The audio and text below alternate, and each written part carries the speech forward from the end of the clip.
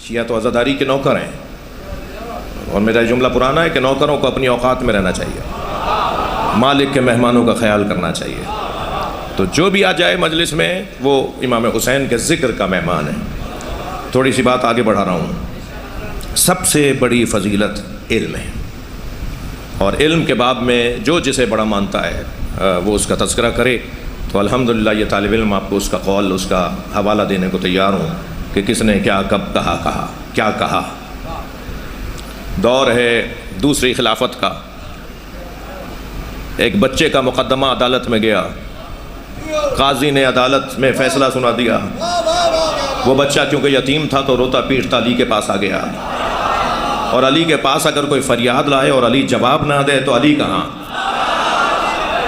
مولا نے ایک مرتبہ اس کی فریاد سنی، اس نے کہا جی میرے خلاف فیصلہ ہوا ہے، عدالت نے فیصلہ دیا ہے۔ حضرت نے فرمایا قصہ کیا ہے؟ کہا قصہ یہ ہے کہ میرے والد رحلت فرما رہے تھے اور میں کم سن تھا۔ میرے والد نے ایک بہت بڑی جائیداد، بہت بڑی میراث میرے چچا کے حوالے کی، اور یہ کہہ کر میرے چچا کو دے دی کہ میرا بچہ جب جوان ہو جائے تو جو تم چاہو اسے دے دینا۔ اب میرے چچا نے 90% مال اپنے پاس رکھ لیا، 10% مجھے دے دیا ہے۔ میں شکایت لے کے عدالت میں گیا تھا، قاضی نے فیصلہ دیا ہے چچا کے حق میں اور میرے خلاف۔ حضرت نے جا کر حضرت نے روز رابطہ کیا کہ جی مجھے قاضی سے بات کرنی ہے۔ حاکم وقت بھی ہیں اور قاضی دورہ بھی ہیں۔ مولا کے ساتھ وہ یتیم بچہ جو جوان ہو گیا ہے وہ بھی کھڑا ہے۔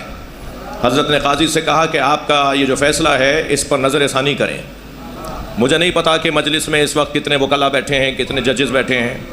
یہ جو اعلیٰ عدلیہ میں ریویو کا ڈپارٹمنٹ ہے نا، اس کے بانی علی ہیں۔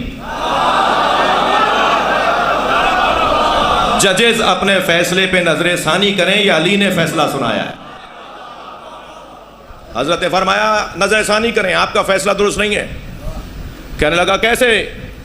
اس کے باپ نے تو وصیت یہ کی تھی کہ جو تم چاہو اپنے بھتیجے کو، میرے بیٹے کو دے دینا، تو میں نے یہ 10% دے دیا۔ مثلا اگر 2000 ایکڑ زمین تھی تو مثلا 50 ایکڑ دے دی اور باقی خود رکھ لی۔ حضرت نے فرمایا نہیں، جو یہ رکھ رہا ہے اسے چاہتا ہے وہ یہ دے دے بھتیجے کو، اور جو دے رہا ہے اسے نہیں چاہتا وہ یہ خود رکھ لے۔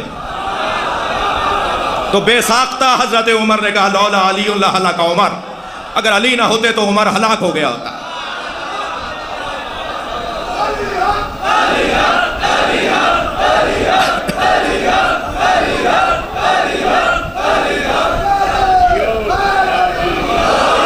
اب دیکھیں جوان تو نعرہ لگا نہیں رہے اور بزرگ کو گھور گھور کے دیکھ رہے ہیں۔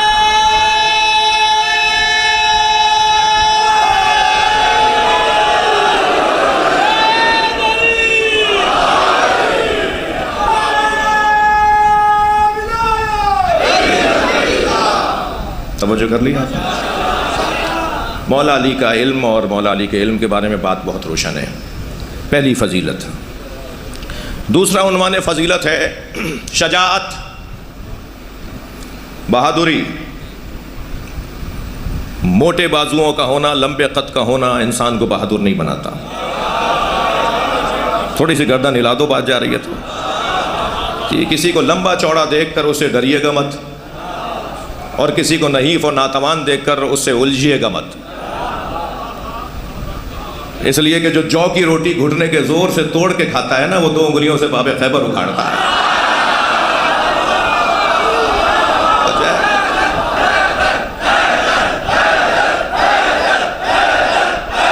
بلند صلوات محمد و آل محمد۔ میر صاحب یہ تو جیسے سن رہے ہیں تو 2 گھنٹے کی تو مجلس ہوگی، کیونکہ ہر بات پر ماشاءاللہ محبتوں کا اظہار ہے۔ مجھ سے تو نہیں ہے، مولا علی سے محبت کرنا ہے۔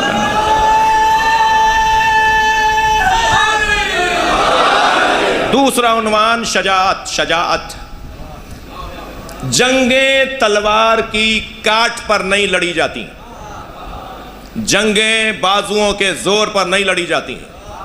جنگوں کا جیتنے والا وہ ہوتا ہے جس کے اعصاب مضبوط ہو۔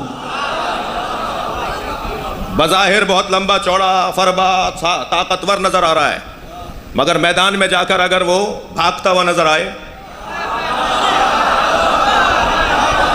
تو کیا فائدہ ایسی طاقت کا؟ یہ کوئی ضروری نہیں ہے کہ کسی کا بدن اگر مضبوط ہو تو اس کے اعصاب بھی مضبوط ہو۔ اعصاب کا مضبوط انسان جنگوں کو جیتتا ہے۔ میں ان بچوں جوانوں کے لیے ایک جملہ کہہ رہا ہوں جن کی اکثریت ہے مجلس میں۔ اعصاب کو مضبوط بنانے کے بہت سارے فارمولے ہیں، بہت سارے نسخے ہیں، مگر ایک نسخہ آج دے دیتا ہوں۔ اعصاب اگر اپنے مضبوط بنانے ہیں جس کی بنیاد پر تم مارکوں کو سر کرو گے، میدانوں کو سر کرو گے، وہ میدان کوئی سا بھی میدان ہو، اعصاب کو مضبوط بنانے کا ایک نسخہ یہ ہے کہ جس چیز سے ڈر لگتا ہے وہی چیز کر کے دکھاؤ۔ یہ میرا بنایا ہوا فارمولہ نہیں ہے، مولا علی کا دیا ہوا فارمولہ ہے، یہ علی مولا کا دیا ہوا نسخہ ہے۔ جس چیز سے تمہیں ڈر لگتا ہے وہ کام، وہ فعل انجام دے کر دکھاؤ، تمہارا خوف نکل جائے گا۔ اور جب خوف نکل جائے گا تو پھر انسان اس سے زیادہ اور کیا طاقت پائے گا کہ جس کے اندر کوئی خوف ہی نہ ہو۔ جنگ صفین میں شام سے جو لشکر آیا ہوا تھا اس کی صفیں لگ گئیں تو مولا نے اپنی صفیں درست کی اور فرمایا کہ صفیں درست کرو، تو خطبہ ارشاد فرمایا اور خطبے میں فرمایا کہ جو سامنے لشکر آیا کھڑا ہے یہ تمہارا دشمن نہیں ہے۔ عجیب حسین جملہ ہے مولا کا، فرمایا جو سامنے دشمن آیا کھڑا ہے، یہ جو سامنے لشکر آیا کھڑا ہے وہ تمہارا دشمن نہیں ہے۔ تو حضرت کے ایک چاہنے والے نے گھوڑے کی پشت پہ کھڑے ہو کر تاکہ اونچا ہو جائے اور علی مولا سے بات کر سکے آواز دے کر کہنے لگا اگر یہ ہمارا دشمن نہیں ہے تو یہ تو ہمیں مارنے آیا ہے، یہ ہمیں مارنے کی خواہش رکھتا ہے، تو یہ ہمارا دشمن کیسے نہیں ہے؟ حضرت نے فرمایا یہ تمہارا دشمن نہیں ہے، تمہارے اندر کا خوف تمہارا دشمن ہے۔ اپنے اندر سے خوف نکال دو تو پھر کوئی تمہارا دشمن ہی نہیں ہے، کسی کی مجال ہے جو تم سے دشمنی کرے۔ یہ سارے دیے ہوئے نسخے علی مولا کے ہیں۔ کسی نے پوچھا جب آپ میدان میں اترتے ہیں تو پہلے کسے مارتے ہیں؟ گھوڑے پہ بیٹھے ہوئے، اونٹ پہ بیٹھے ہوئے، زیادہ لوہا پہنے ہوئے کو مولا علی سے پوچھ رہا ہے ایک مولا کا چاہنے والا، جب آپ میدان میں جاتے ہیں تو سب سے پہلے کسے مارتے ہیں؟ بھائی ایسا جملہ ہے کہ جس پر میں تو جب بھی اس کو سوچتا ہوں اور پڑھتا ہوں تو میرا تو آدھا پاؤ خون بڑھ جاتا ہے، میری تو کیفیت ہی کچھ اور ہو جاتی ہے، میں لطف لوں گا تو وہ لطف منتقل ہوگا۔ مولا سے پوچھا کہ آپ میدان میں اتر کے پہلے کسے مارتے ہیں؟ تو مولا نے بے ساختہ فرمایا سرداروں کو مارتا ہوں، مزدوروں کو نہیں مارتا۔ صلوات پڑھ لیں محمد و آل محمد۔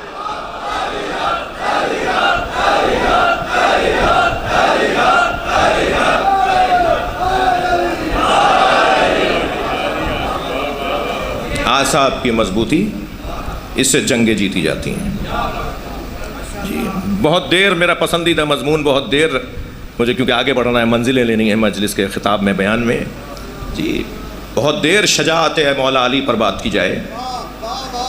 میں اپنے عزیزوں سے بھی اور ان سے بھی کہ جو اس باب فضیلت میں کچھ ان من کا شکار ہیں، اگر مگر کا شکار ہیں، اور کچھ مثالیں بھی ان کے ذہن کے اندر آ رہی ہوتی ہیں، تو میں ان کو ایک جملہ کہوں کہ علی مولا کا شجاعت کا عنوان اتنا روشن ہے کہ علی اس واحد مجاہد کو کہتے ہیں جو کسی میدان سے بھاگا نہیں۔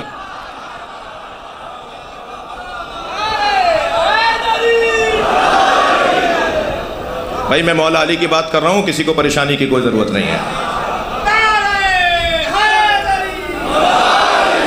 مولا کسی میدان کے اندر پشت دکھا کر نہیں گئے۔ اب آپ کی سماعتیں اچھی ہیں تو مجھے بھی قول یاد آ رہے ہیں۔ مولا علی فرماتے ہیں لو اجتمع العرب علی قتالی، 1 2 4 5 نہیں، اگر ساری دنیا کا عرب مجھے مارنے کے لیے آ جائے لما واللہ تو پشت دکھا کے نہیں جاؤں گا۔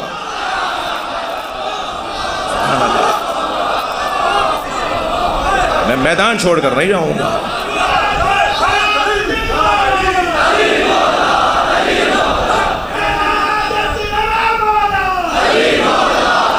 ماشاءاللہ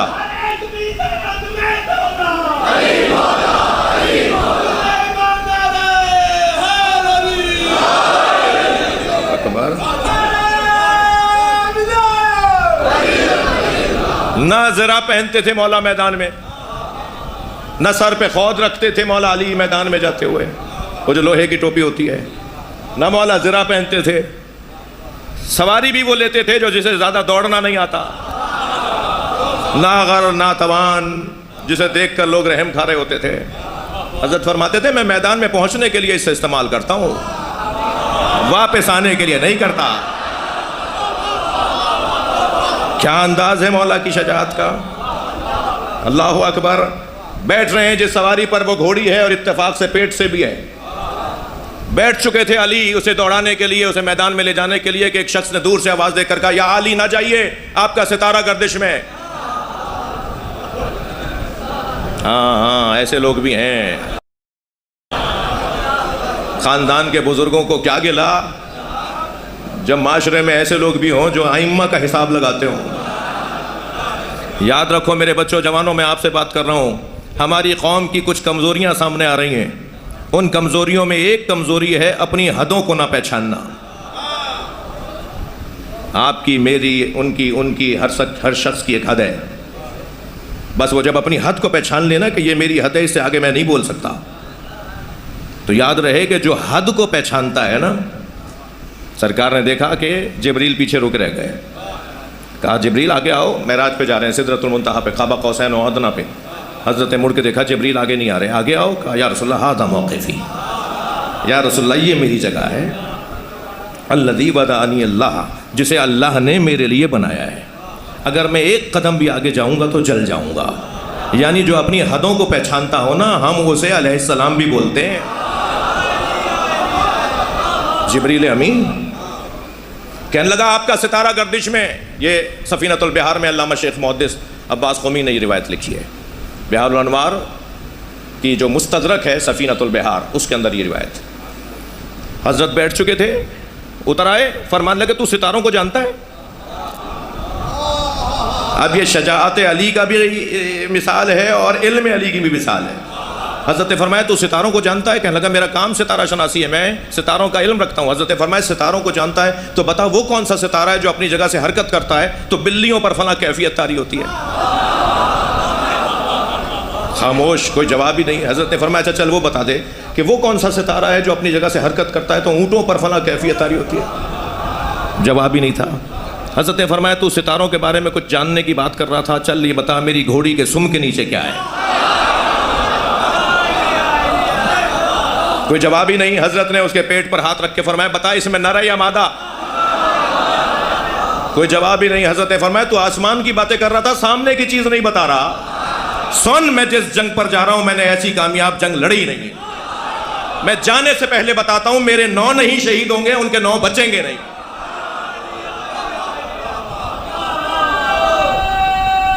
ماشاءاللہ۔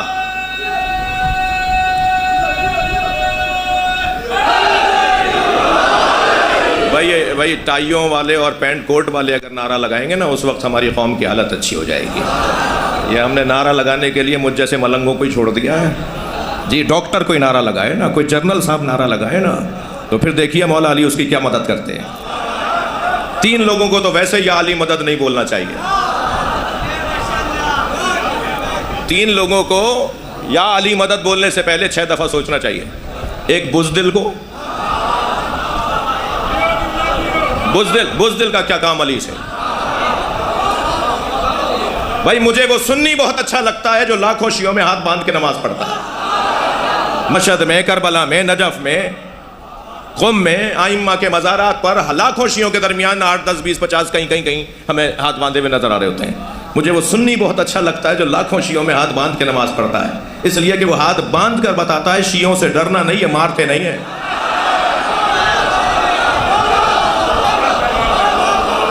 وہ ہاتھ باندھ کر اطمینان کے ساتھ نماز پڑھ کر بتاتا ہے جس دین کو میں نے سمجھا ہے اس پہ عمل کرنے کی جرت بھی رکھتا ہوں۔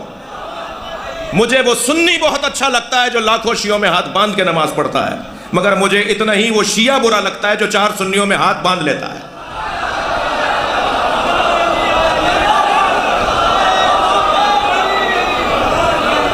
ہمارے یہاں کے سیاستدان، پولیٹیشنز، زمیندار، پیسے والے، فیکٹریوں کے مالکان جب چاہتے ہیں ہاتھ باندھ لیتے ہیں۔ شرمندہ ہو کہ علی کو مانتے ہو؟ سینہ ٹھوک کے کہو جعفر صادق کے فقہ پہ عمل کرتا۔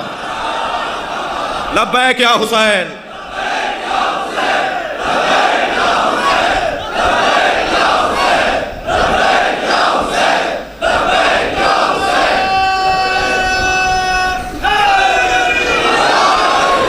بات شجاعت کی کر رہا تھا، مضمون سے ہٹا ہوا نہیں ہوں۔ یعنی کیسے ممکن ہے مولا علی کی شجاعت کی بات ہو اور مولائیوں میں شجاعت نہ آئے؟ 2 گھنٹے تک گلاب بیچنے والے کے تکے پہ اگر بیٹھ کے آؤں گا نا تو 4 گھنٹے تک میرے اندر سے گلاب کی خوشبو آئے گی. جو 80 سال سے حسین حسین کر رہا ہے اس کے کردار میں حسینیت کیسے نہیں ہوگی؟ ان مجلسوں کا بڑا روشن نتیجہ ہے اور الحمدللہ ہم وہ نتیجہ لے رہے ہیں. الحمدللہ مسلمانوں میں سب سے اچھی تصویر حسینیوں کی ہے جی، سب سے اچھی تصویر حسینیوں کی ہے.